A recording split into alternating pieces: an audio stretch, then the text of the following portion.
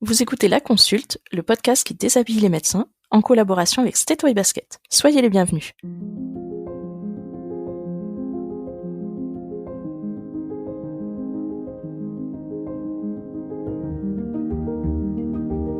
Aujourd'hui, à La Consulte, vous entendez Blandine, qui est gynécologue obstétricienne et championne du monde de trail. Petite, Blandine faisait du sport, mais sans plus. Étudiante, elle faisait la fête, et c'est d'ailleurs en partie pour les pool parties qu'elle choisit la Réunion pour l'internat de gynéco-obstétrique. Très rapidement, elle commence à explorer les chemins de randonnée de l'île et elle se met à courir sur ces chemins et fait ainsi ses premiers pas dans le monde du trail. Elle est finalement repérée par la Fédération française d'athlétisme et c'est le début d'une brillante carrière sportive. Avec Blandine et Dorothée, nous avons parlé de l'équilibre, de l'organisation, des motivations, des projets et des choix dans ces deux carrières, sportives et médicales. Dans cette première partie, nous revenons sur les débuts en trail de Blandine en parallèle de l'internat. Bonne écoute!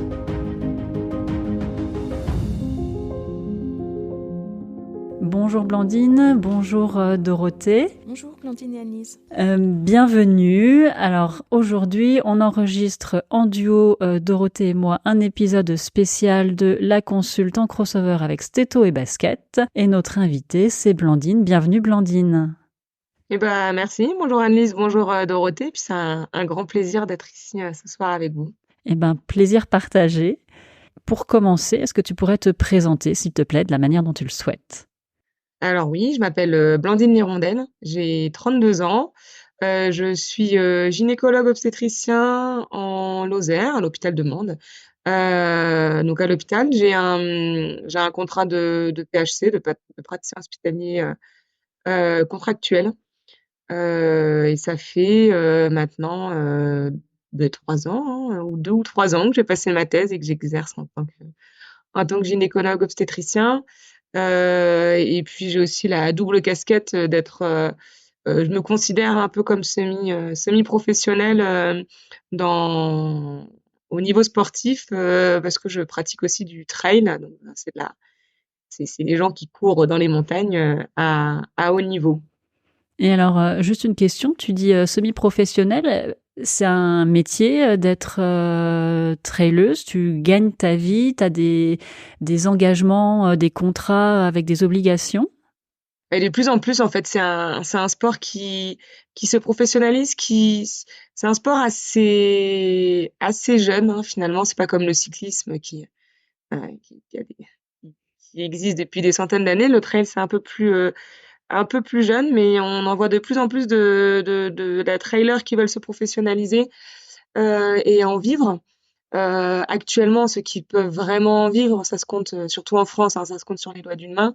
Mais effectivement, ça dépend un peu aussi de son rythme de vie, hein, et de son confort de vie. Mais on peut y vivre, on peut en vivre. Moi, personnellement, je pense que alors, on n'est pas payé par les fédérations, mais c'est surtout avec des sponsors. Donc moi, par exemple, je suis sponsorisée par la marque de course à pied de Decathlon qui s'appelle Keep-Run. Puis j'ai d'autres sponsors, des sponsors de nutrition, Maltonic, et puis de montres, Coros par exemple. Et avec ces sponsors, effectivement, j'ai des primes et puis un financier qui pourrait me permettre de vivre, mais bon voilà, une vie assez. Il faut pas avoir la folie des grandeurs, quoi, si je puis dire. Donc voilà. Après, c'est vrai que j'ai jamais voulu en faire euh, en faire mon métier exclusivement, parce que j'ai quand même fait beaucoup plus de concessions pour en arriver là en tant que gynécologue. Et puis voilà, je pense qu'on en reparlera tout au long du podcast, mais je suis vraiment attachée à garder cet équilibre, d'avoir voilà quelque chose d'autre que le sport dans ma vie. Et cette rencontre avec le trail, elle s'est faite à quel moment dans ton parcours Ah, médical? Alors moi, du coup, oui, c'est vrai que je l'ai pas dit, je suis normande, hein. J'ai vécu en Normandie bah, jusqu'à mes 25 ans. Donc j'ai fait toute ma scolarité à Bayeux. Et ensuite, j'ai fait ma fac de médecine, enfin mon externat à Caen. Ensuite, au moment de l'ECN, j'ai choisi la spécialité gynécologie obstétrique, mais à La Réunion, sur l'île de La Réunion. Donc à l'époque, quand j'étais à Caen, voilà, moi j'étais pas forcément sportive. Je pratiquais du sport, voilà, comme beaucoup de gens pour le sport santé, comme j'appelle ça, des petits footings dans la semaine, un peu de Zumba et puis beaucoup la fête aussi. Et lorsque j'ai choisi La Réunion, initialement, c'était surtout pour faire les soirées karaoké, les pool parties, et puis pour faire la fête, boire des mojitos et puis aussi aussi profiter quand même d'une bonne qualité d'enseignement parce que il y a à La Réunion, voilà, il y a quand même des bons hôpitaux et la spécialité de gynéco était assez bien réputée. Donc j'ai commencé mon internat comme ça, donc comme j'avais prévu, hein, en faisant les soirées. Sauf qu'en fait, les soirées là-bas, tout est toujours orienté autour du sport. Donc en fait, c'est soirée, mais on va faire une randonnée et puis après, on va planter la tente et puis on va faire un bivouac. Et finalement, on fait beaucoup de randonnées. Les montagnes, c'est juste magnifique à La Réunion. Et en fait, de fil en aiguille, j'ai commencé à faire de la randonnée et puis euh, j'avais la soif de tout découvrir, donc je me suis un peu précipitée. Donc j'ai voulu courir sur ces chemins de randonnée et je me suis rendu compte que ce que je faisais, ça s'appelait du trail, que c'était assez réputé à La Réunion et même en France et même en métropole. Et j'ai intégré une asso, j'ai rencontré plein de gens, plein de créoles. Autour de ça, autour du trail et voilà comment j'ai découvert ma passion. À cette époque, tu es interne, un internat de gynéco-obstétrique. Alors moi, j'imagine ça quand même ultra prenant, avec plein de gardes, etc. T'arrives à tout faire, t'arrives à faire un internat, une thèse, des courses, des compétitions. Tu te poses la question, tu te poses pas la question, tu dis bah tiens, j'y vais, on verra comment ça se passe. T'arrives à tout faire, t'es obligé de prendre une dispo pour faire ta thèse parce que t'arrives à tout faire. Comment tu trouves le temps de tout faire? Oui, alors c'est vrai que j'ai découvert le trail, j'étais en première année d'internat et de ma première année, on va dire à ma 2 ou 3e année, j'étais sur l'île de la Réunion et je pense qu'à l'époque, j'étais jeune, insouciante, pleine d'énergie, pleine de peps, à aller faire des sorties, aller en montagne, faire des sorties, aller courir toute une journée en montagne alors que j'étais en lendemain de garde et peut-être faire une petite sieste le matin en sortant de la garde ou le soir, mais j'arrivais à tenir comme ça. Voilà, j'étais motivée par ma passion et je pense qu'il y a la jeunesse aussi qui faisait ça parce que l'âge avançant, je sais pas si je pourrais le refaire. Mais je me posais pas vraiment la question. Pour moi, c'était voilà, c'était je faisais l'internat. Enfin, j'étais hyper épanouie. Il y avait une très très bonne ambiance aussi à La Réunion. Puis tout le monde était un petit peu sportif, hein, même mes chefs, mes co-internes. Donc tout le monde voilà, était assez conciliant. Et puis même ça m'arrivait souvent d'aller m'entraîner avec des co-internes ou même de croiser mes chefs sur des courses à La Réunion. Donc c'était pas vraiment mal vu. Et puis par contre, oui, tout concilier, ben, je m'entraînais moins que maintenant. Mais voilà, je sortais souvent j'y allais tôt le matin avant d'aller en stage et les week-ends ou les lendemains de garde, ben je me prenais voilà toute la journée pour aller en montagne et faire ça et voilà, comme je vous dis, je me posais pas la question. Après 2 ans, donc 4 semestres à La Réunion, par contre, il a fallu que je retourne en métropole pour pour poursuivre mon internat parce qu'à l'époque on pouvait pas tout faire à La Réunion. Je crois que maintenant c'est un peu différent. Et donc je suis arrivée. Alors le choc a été encore plus brutal parce que c'était Mayotte le dernier semestre, mon 3e semestre. Donc je sais pas si vous voyez Mayotte, mais c'est une petite île à côté de La Réunion où on n'a pas vraiment l'impression d'être en France, hein. Il y a beaucoup de Comoriens et les cultures, voilà, c'est très comorien, les religions sont très musulmanes et voilà, il y a une culture très très différente de chez nous. Et donc j'ai fait Mayotte et puis je suis arrivée pour mon 4e semestre dans un service de chirurgie gynécologique à Bordeaux. Donc là c'était un petit peu plus difficile, mais en fait à l'époque je je savais même pas que le trail existait en fait en métropole. Et puis j'ai vraiment tout orienté pour finalement pour l'internat, hein, pour les études. Donc, je me rappelle que c'était un petit peu difficile parce qu'en plus je suis tombée sur un semestre d'hiver où je partais travailler, enfin je partais à l'hôpital, il faisait nuit, on revient, il fait nuit, puis il y a le froid, le manque de soleil. On n'a pas forcément envie de s'entraîner, donc c'est vrai que j'ai pas fait grand chose pendant ces 6 mois. J'allais courir de temps en temps pour voilà pour me faire un peu du bien, mais j'avais un peu arrêté cette pratique du trail pour me surtout voilà pour consacrer à ce stage. Et ensuite après Bordeaux, après la chirurgie gynécologique à Bordeaux, ça a été Agen puis Bayonne. Et en fait c'est vraiment à Bayonne où j'avais déjà un petit peu plus de temps et surtout à Bayonne j'ai redécouvert les montagnes, le Pays Basque. Le Pays Basque qui est juste magnifique, les montagnes du Pays Basque. Et je me suis remise vraiment à courir. Là, bah, encore une fois, j'ai retourné les lendemains de garde ou les week-ends, mais c'était un semestre d'été, il faisait beau. Bayonne, c'est magnifique. Enfin, le Pays Basque, c'est magnifique, donc ça m'a redonné envie de faire ça. Et puis, et à ce moment-là, j'ai fait un trail en 2019, en mars 2019, qui s'appelait le Trail du Ventoux, un peu toute naïve, je reprenais tout juste, et j'avais aucune idée de mon niveau et de mes capacités. J'ai fait le Trail du Ventoux parce que ma belle famille, enfin le papa de mon conjoint habite à Avignon. Et en fait, lors de cette course que je savais pas, donc déjà j'ai fini deuxième derrière une américaine qui était très forte, qui était la championne des États-Unis, et j'ai fini même devant des personnes qui étaient en équipe de France, qui avaient été sélectionnées en équipe de France de trail.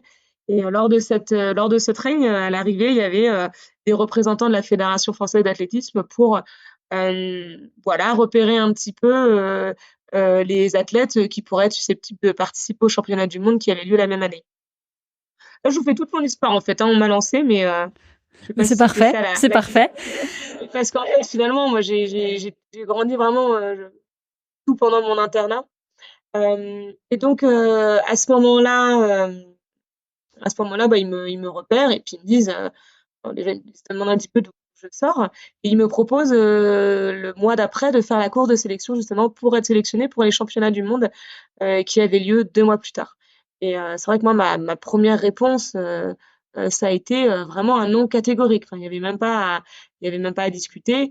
Euh, Mes raisons, c'était que je courais vraiment juste pour le plaisir, pour trouver cet équilibre avec l'internat qui est quand même voilà un internat un peu enfin l'internat de médecine c'est toujours compliqué puis qui plus est de gynécologie obstétrique et moi vraiment ça me faisait du bien d'aller m'aérer et de faire du sport mais sans pression.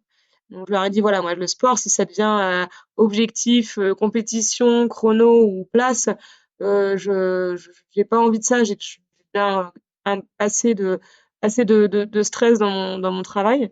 Et puis, je suis rentrée donc chez moi à Bayonne, à ce moment-là. Et une petite anecdote dont je me rappellerai toujours, mais c'est juste que le lundi, quand je suis retournée en stage, j'étais en train de prendre la pause avec les infirmières du service dans lequel j'étais. Et puis, je leur raconte cette petite anecdote en rigolant. Ah, vous savez quoi, on m'a proposé ça. Et puis, il y en a une qui m'a dit, mais tu fonces, faut que tu saisisses les opportunités. De toute façon, t'as rien, c'est pas grave. Si t'as rien à perdre, en fait, tu te fixes pas d'objectif d'être sélectionné. Tu fais juste le meilleur de toi-même et t'as rien à perdre, t'as tout à y gagner et franchement, tu risquerais de le regretter. Et c'est vrai que ça m'a un petit peu trotté dans la tête. Donc j'ai accepté, enfin, j'ai dit, bon, elle a peut-être raison. Donc j'ai fait cette course de qualification. J'ai fini deuxième, donc j'ai été prise et un mois plus tard, j'ai été championne du monde. Donc en fait, ça a été très très rapide. Personne ne me connaissait, ni dans le milieu enfin dans le milieu du trail, personne ne me connaissait. Et voilà, en 3 mois, je suis devenue inconnue à championne du monde. Et pendant ces 2 mois j'ai pris un coach et il me dit bon bah ok, bah, qui était le coach de l'équipe de France de trail, hein. Et puis je me rappelle, il me dit bon, dis-moi ce que tu as fait ces derniers mois, donne-moi ton planning d'entraînement, etc. Je dis mais j'ai pas fait l'entraînement, moi je cours le dimanche, je fais un peu de Zumba le mercredi Donc c'était super drôle de voir qu'il y avait tout à apprendre et donc il m'a mis un petit planning d'entraînement. Je lui ai dit voilà, moi j'ai ces contraintes, je travaille, je suis étudiante, je suis interne en médecine, donc je lui explique le principe des gardes, etc. Et en fait, il a été vraiment très bienveillant. Vraiment, il a réussi d'une super manière à concilier l'entraînement sportif et mon internat, ce qui fait que j'ai jamais ressenti l'entraînement comme une pression, comme une tare, voilà, comme un boulet que je devais suivre. J'ai toujours continué à vraiment pratiquer avec plaisir. Et puis ensuite, en 2019, j'étais à 2 ans enfin, j'étais de rester 2 ans encore, hein, d'internat. Donc là, ça a été aussi rigolo parce que j'avais des copains de la fac qui m'avaient vue grosse fêtarde quand j'étais étudiante, quand j'étais externe, puis qui m'envoient des messages. On apprend on apprend on apprend enfin, ils savaient même pas comment ils m'ont raconté ça. Ils savaient même pas que je courais, en fait, ils savaient même pas que je fais du sport. Ils me disent, on apprend que tu fais du trail en voyant que tu es championne du monde. C'est quand même un grand pas.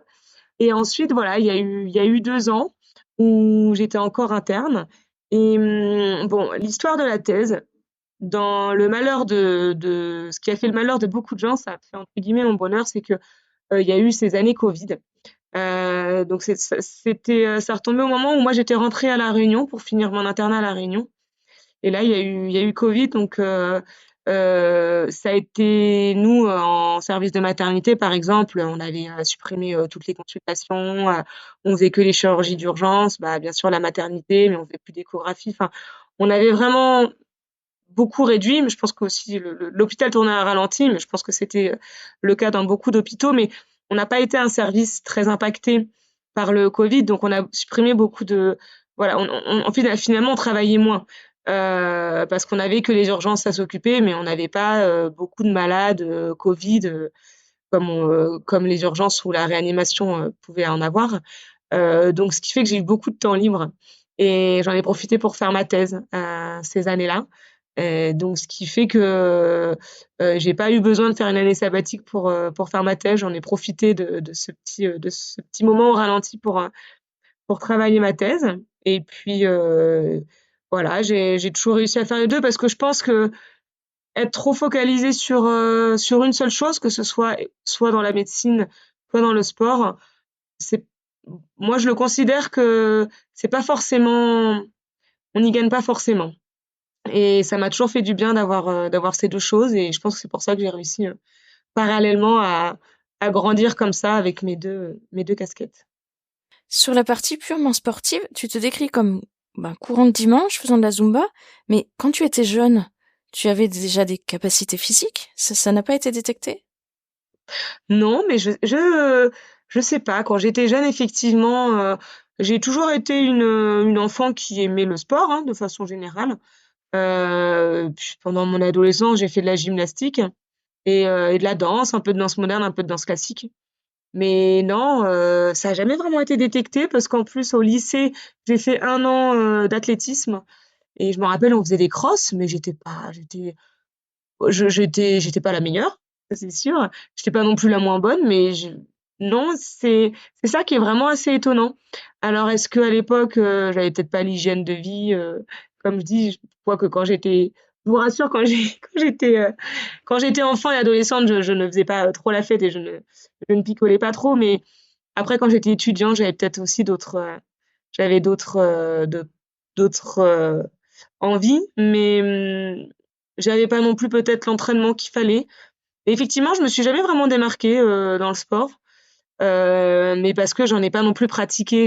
J'ai pas eu du tout des parents qui m'ont poussé là-dedans. Mes parents sont pas du tout sportifs, donc finalement, j'ai peut-être eu les cours et euh, et les activités extrascolaires sportives, mais sans pousser à l'extrême, voilà, juste pour occuper un enfant. Et j'ai peut-être pas été poussée à aller voir ce que je valais en faisant peut-être un peu plus d'entraînement ou un peu plus de sport. Mais au fond, moi, enfin, vraiment, je le regrette pas de me dire, ah, c'est dommage, je me suis découvert quelque chose à 26 ans et si j'avais potentialisé ça quand j'étais jeune, peut-être que je serais encore meilleure parce que on sait pas ce que ce que l'avenir nous réserve. On sait jamais. Et je pense que à vouloir si on décèle peut-être des capacités sportives chez un enfant, à vouloir le pousser, il peut peut-être se dégoûter.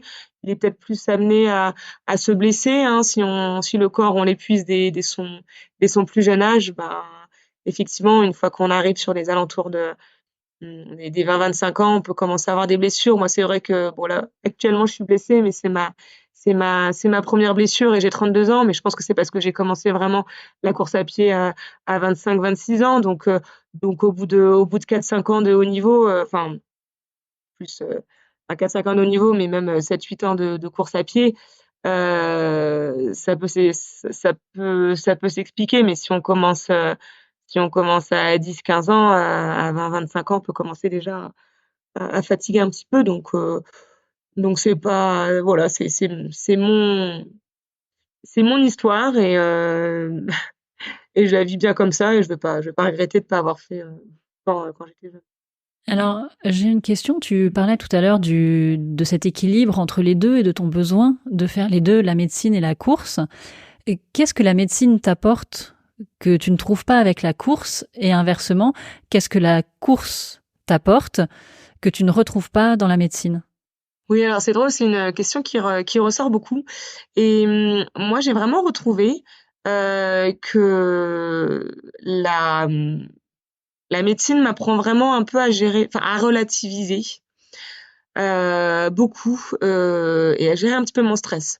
Par exemple, quand je vais être sur une ligne de départ d'un événement, hein, que j'avais préparé depuis longtemps, qui peut être un petit peu stressant, parce que des fois les lignes de départ c'est un peu stressant. Je me retrouve pas, voilà, je ressens pas vraiment la pression. Je relativise souvent. Je me dis bon, le week-end dernier, enfin la dernière fois que j'ai travaillé, j'ai vu des choses bien plus graves. J'ai vécu des situations un peu plus stressantes que qu'être sur une ligne de départ. Et puis voilà, moi quoi qu'il arrive, que la course, que je la réussisse ou que je la perde, ben c'est pas grave. Lundi, je rechausse, enfin je retourne à l'hôpital, je remets la blouse et la vie continue et je peux continuer même à vivre financièrement. C'est pas la course qui me fait vivre. Donc c'est assez agréable à ce niveau-là. Après, je trouve que la médecine m'a développé aussi une certaine. Je m'étais jamais imaginée être compétitrice. Tout le monde au début me disait, est-ce que tu aimes la compétition? Moi, je disais non, je déteste la compétition. Et je n'ai jamais vraiment éprouvé un plaisir, effectivement. Mais je pense que le fait de passer par médecine, par la première année, par la dernière année, d'être tout le temps un peu comparée, d'avoir des études un petit peu difficiles, je pense que ça m'a inconsciemment développé une certaine forme, voilà, euh, de, ouais, d'attrait pour la compétition. Alors après, la compétition, moi, je ne le vois pas du tout sous une forme, sous une mauvaise forme, hein. Moi, je trouve que la compétition, justement, c'est vraiment ce qu'il y a de mieux, que ce soit dans la vie personnelle ou professionnelle, hein, que ce soit en médecine ou dans le sport. C'est plutôt s'aider des autres pour arriver à son plein potentiel et vraiment donner le meilleur de soi-même. Donc voilà, c'est vrai que là, faut pas connoter la compétition à quelque chose de péjoratif. Et ensuite, inversement, ce que le sport m'a donné à la médecine, bah, déjà pendant les années un petit peu difficiles où on passe beaucoup de temps à l'hôpital, c'était vraiment mon échappatoire, hein. Ça me permettait vraiment de penser à autre chose, de m'aérer, voilà aussi de me défouler. Euh, ça m'a, ça m'apaise aussi. Alors bizarrement, je dis que le, je dis que la médecine me fait être moins stressée pendant mes compétitions, mais aussi le sport permet aussi de m'apaiser. Enfin, vous le sentez bien, je pense je sais pas quel sport vous faites, mais quand vous allez courir, par exemple, vous avez cette sécrétion d'endorphine qui vous apaise pour toute la journée. Et finalement, voilà, moi je sais quand je fais un petit entraînement le matin, je vais après travailler, et je suis beaucoup plus sereine, beaucoup plus sympa avec les gens. Enfin, je dis pas que je suis méchante, mais j'arrive plus à développer la bienveillance auprès des patientes. Et ouais, y a quelque chose aussi qui se déclenche comme ça chez moi. Je pense pas que ce soit exceptionnel, hein. Je pense que, enfin voilà, c'est pas pour rien qu'on reconseille pour plein de choses le sport. Donc, donc effectivement, pour moi, c'est un réel équilibre. Tu avais dit dans un podcast que tu courais aussi pour les autres, pour ce que tu leur apportais. Est-ce que tu pourrais un peu nous préciser ça? Parce que c'était vraiment intéressant quand j'avais entendu ça. Ouais, effectivement, ça c'est des questions au bout de 3-4 ans de haut niveau, enfin même on devrait se la poser un petit peu avant, mais quand il y a des moments de haut de bas, on se dit mais en fait pourquoi est-ce qu'on court? Et là il faut qu'on s'attache, il faut qu'on se raccroche parce que on a beau dire que la médecine c'est pas facile, le sport de haut niveau et les entraînements parfois c'est pas non plus facile, on se demande pourquoi on fait ça. Et donc du coup j'ai trouvé plein de réponses à cette question. Et entre autres, effectivement, pour l'émotion que ça apporte. Déjà, le sport, je trouve que ça apporte des émotions incroyables. J'ai juste à regarder du sport à la télévision. On peut s'énerver, on peut pleurer, on peut crier, on peut rigoler. Enfin, c'est vraiment des émotions très fortes. Mon conjoint, donc, qui s'appelle Mathieu, que j'ai d'ailleurs rencontré à La Réunion au moment où j'ai commencé mon internat. Lui, il est passionné de sport. Et c'est vrai qu'il m'a toujours poussé, mais dans le bon côté, hein, mais sans lui, je pense au niveau de la pratique sportive, j'en serais pas du tout là. À mon avis, j'aurais un peu, entre guillemets, jeté l'éponge, j'aurais peut-être pas fait, je me serais peut-être pas lancée sur certaines compétitions, sur certains challenges, et encore une fois, j'en serais pas là où j'en suis actuellement. Donc il m'épaule énormément, il me conseille, et voilà, il est très motivé, et il est aussi très très émotif et très sensible, un peu hypersensible. Mais ça a vraiment du bien parce que quand je quand je fais une course, une compétition, et qu'il est sur le bord du sentier ou qu'il est sur une ligne d'arrivée, c'est incroyable de voir donc bah, lui entre autres, mais même mes amis, ma famille, mes coachs, mes partenaires d'entraînement. Euh, quand on réussit une compétition, c'est incroyable de voir tout ce que ça, toute l'émulation que ça apporte autour, la joie, les pleurs de joie, nous aussi on en ressent énormément, mais nous on sait ce qu'on ressent, et on sait les apprivoiser ces émotions, enfin voilà, on arrive à les maintenir ou pas même, mais voilà, on est maître de nos émotions. Et quand c'est les autres, quand on voit des émotions venant des autres, on sait pas comment ils vont réagir, et je trouve ça juste incroyable.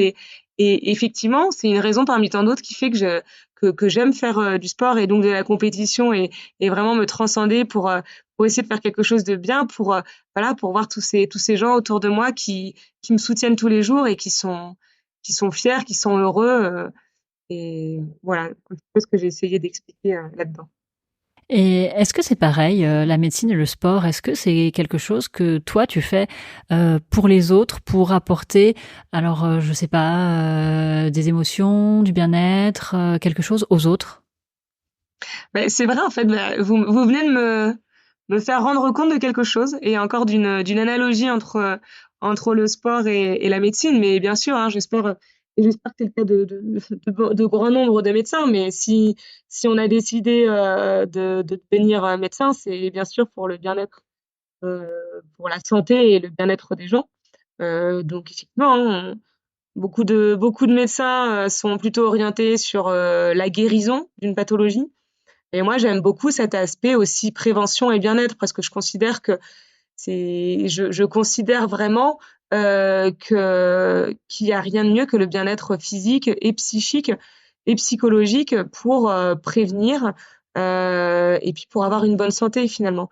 Et je trouve qu'on est un petit peu en retard dans la médecine actuelle à bah, finalement guérir et pas prévenir avant, alors que la prévention c'est vraiment pas compliqué en fait, hein. C'est avoir une bonne hygiène de vie, qui passe par soit le sport, mais ou l'alimentation, ou même la méditation, ou voilà, prendre du temps pour soi.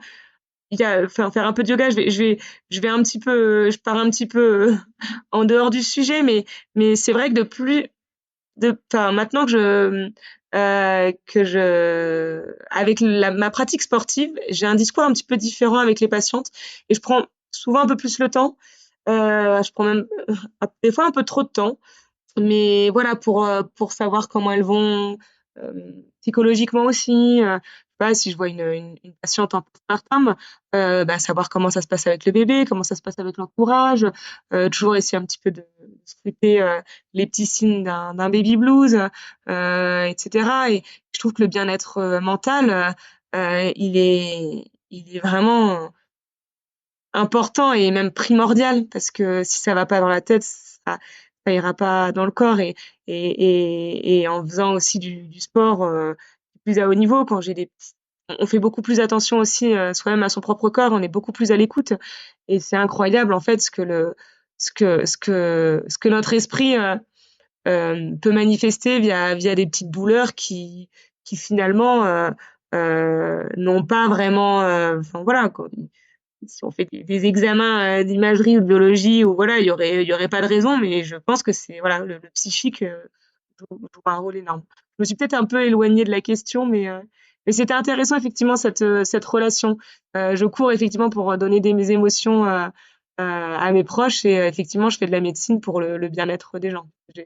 J'aime peut-être que les gens autour de moi, c'est de la bienveillance sûrement, pour que les gens autour de moi soient bien dans leur tête et dans leur corps.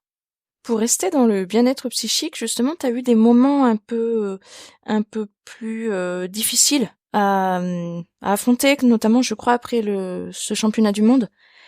Comment tu as fait? Parce que quand on se retrouve au firmament, on va dire, au plus haut où on peut être, comment on fait derrière? Oui, alors effectivement, j'ai eu, on a tous des hauts et des bas. Alors avant les championnats du monde, il y a eu quelque chose peut-être un peu, effectivement un peu intéressant, parce qu'on se demande comment j'arrive à concilier le sport et la médecine. Donc, parce que je me suis arrêtée à la thèse, mais donc après avoir passé ma thèse, donc je me suis installée en Lozère, et puis là j'ai commencé à prendre un poste à temps complet en tant que gynécologue obstétricien, et j'ai fait un an comme ça. Mais ça a été compliqué en fait. Je pense que au bout d'un an, j'ai fait un peu un surmenage au niveau professionnel et sportif. C'est-à-dire que tous mes entraînements devenaient une contrainte, j'avais plus de plaisir à aller m'entraîner, et je sentais que j'étais moins bienveillante, j'avais plus envie d'aller travailler, j'étais moins bienveillante. Ouais, j'étais pas le médecin que que je souhaitais être. Et suite à ça, il m'a fallu une petite ou 2 petites semaines pour vraiment tout couper et prendre un petit peu de recul. Et j'ai décidé de passer à temps partiel. Donc maintenant, je suis à temps partiel. Et je suis vraiment beaucoup mieux comme ça. Alors, je pense qu'effectivement, tant qu'il y avait l'internat et tant qu'il y avait la thèse, je me posais pas de questions. J'avais pas trop le choix. Je pouvais pas dire à mon chef ou mes co-internes, bon, je vais travailler à mi-temps parce que je fais du sport à côté. Mais effectivement, une fois que donc comme ça avait toujours marché comme ça en tant qu'interne, je m'étais dit: «Bon, bah, ça marchera aussi bien en tant que médecin-chef». Et finalement, comme je savais que j'avais la possibilité, enfin, plus facilement, hein, de trouver un temps partiel, voilà, j'ai pris la décision de faire ça. Après effectivement, donc ben, s'en est suivi, plein de belles histoires, mais aussi des bas, et notamment, après les championnats du monde là cette année, que j'ai dû abandonner parce que j'avais une blessure. C'était un petit peu difficile à cette période effectivement, parce que c'était une compétition qui me tenait vraiment, vraiment à cœur. J'avais tout optimisé j'étais partie 3 semaines avant, j'avais fait des bons entraînements, j'avais vraiment tout orienté pour ça. J'étais l'ultra favorite parce que j'avais déjà été championne du monde l'année d'avant. Peut-être que je pense aussi ça me pesait un peu. Mais voilà, c'était très difficile de prendre le départ. Déjà, je savais que j'étais un petit peu blessée avant de prendre le départ, et puis d'abandonner, c'était la première fois de ma vie que j'abandonnais une course, donc ça a été compliqué, mais effectivement, comme je disais, hein, ce que m'apporte la médecine, c'est que ça me permet de relativiser. Donc voilà, la course s'est passée le samedi, on a dû rentrer le dimanche ou le lundi, et le mardi, bah, en fait, finalement, la vie continue. Je suis retournée à l'hôpital, j'ai mis ma blouse, et puis on a commencé je me suis mise à retravailler comme avant et voilà, finalement, ça m'a permis vraiment de tourner la page beaucoup plus facilement, de m'occuper. Même là, actuellement, comme je vous dis, je suis blessée. Bon, je peux reprendre un petit peu le sport avec le vélo ou faire un petit peu de musculation, mais il a fallu quand même que je ne fasse rien pendant 3 semaines, pas du tout d'activité physique pendant 3 semaines. Et bon, je suis quand même quelqu'un qui arrive vraiment à bien s'occuper, hein. Je suis toujours en train de regarder des émissions, lire des livres, écouter des podcasts, et puis même j'aime bien, voilà, j'ai plein d'autres passions comme la cuisine, le jardinage, enfin bon, plein de choses. J'ai ma chaîne aussi qui m'occupe, mais bref, la médecine, aller travailler, c'est quand même très confortable, très agréable quand même de se dire qu'on sert à quelque chose. Peut-être c'est peut-être un peu fort comme mot, mais c'est vrai que voilà, on se sent impuissant au niveau du sport, dans un domaine où on excellait. Bah, on transfère un peu cette frustration de quand on est blessé ou quand on a raté une compétition, bah, on le transfère un peu sur bah, quand on est à l'hôpital, où voilà, on a l'impression de servir à quelque chose, de faire bien les choses, et puis d'avoir une sorte quand même d'importance en tant que médecin pour les patients et l'équipe soignante. Donc, ouais, ça m'a bien aidé quand même de pouvoir aller travailler, de pouvoir continuer à travailler.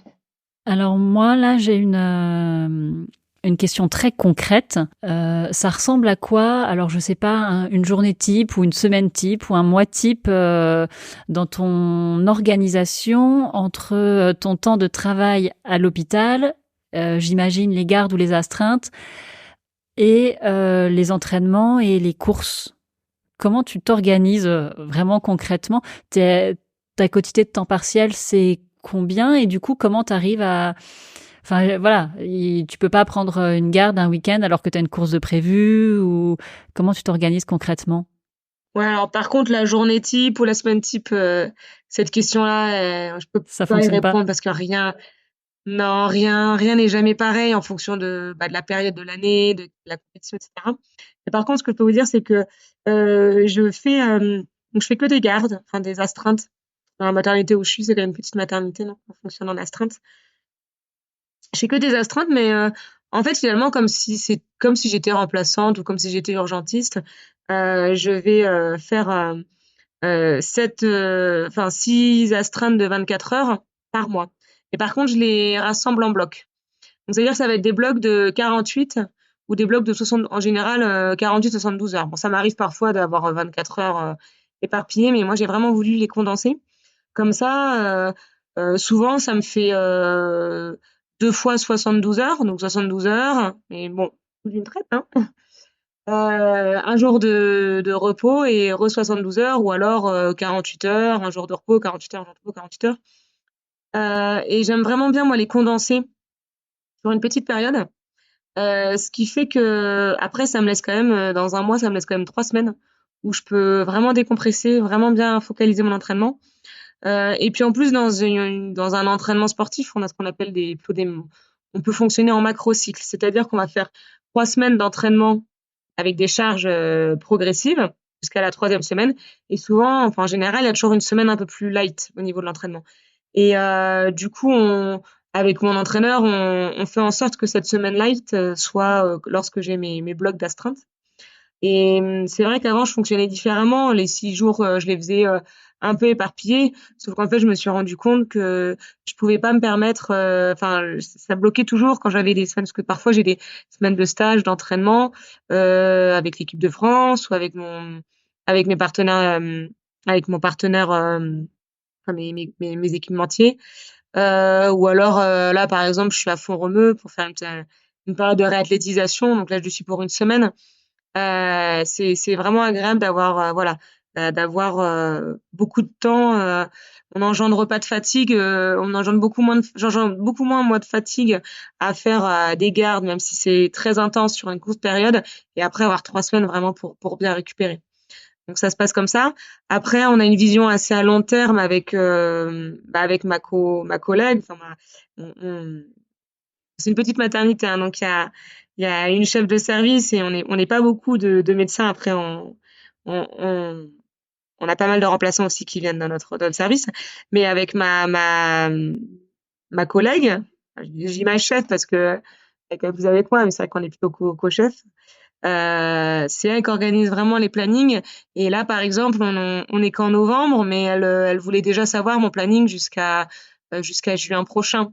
Et c'est vrai que moi, j'ai quelques grandes idées, hein. Là, par exemple, j'ai quelques échéances très importantes en avril et en juin, et j'ai pu lui dire voilà, là vraiment, là je pourrais pas. Et du coup, c'est vachement agréable parce qu'elle adapte. Elle adapte en fonction de ça, et puis elle essaie de trouver des remplaçants quand on peut pas être là.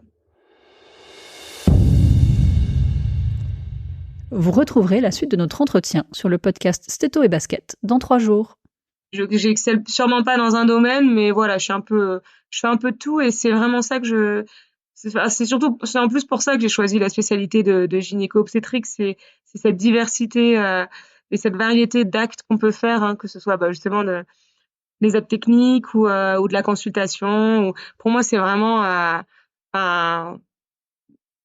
c'est de la médecine générale de la femme, hein. Enfin, ça paraît grossier, mais c'est voilà, on peut faire plein de choses en gynécologie obstétrique, et j'ai pas voulu me surspécialiser. On manque de confiance en soi parce qu'on se compare vraiment à l'élite et à la crème de la crème, mais des fois, voilà, si on se remet un petit peu si on remet un petit peu l'église au centre du village, y a pas de raison de se sentir moins fort que les autres, hein. Donc on a passé les étapes, qu'on a réussi son concours, etc. Mais oui, toujours un manque de confiance en moi, ça c'est sûr. L'épisode est maintenant terminé. J'espère qu'il vous a plu et surtout qu'il vous a inspiré. J'adore recevoir vos retours par mail ou via mes réseaux sociaux. Vous trouverez dans les notes de l'épisode comment me contacter. N'hésitez pas à me donner votre avis sur les épisodes, à raconter vos témoignages de médecins, à me faire des propositions d'invités. Je suis toujours ravie de vous lire. Si vous souhaitez soutenir ce podcast, n'hésitez pas à en parler autour de vous. C'est le bouche à oreille qui lui permet de se faire connaître. Et n'hésitez pas non plus à mettre une note 5 étoiles et un commentaire sympathique sur vos applications de podcast. Vous pouvez me retrouver sur mes réseaux sociaux, Twitter et Instagram, Podcast La Consulte. Et aussi, n'hésitez pas à vous inscrire à ma newsletter. Toutes les références sont dans les notes de l'épisode. À bientôt!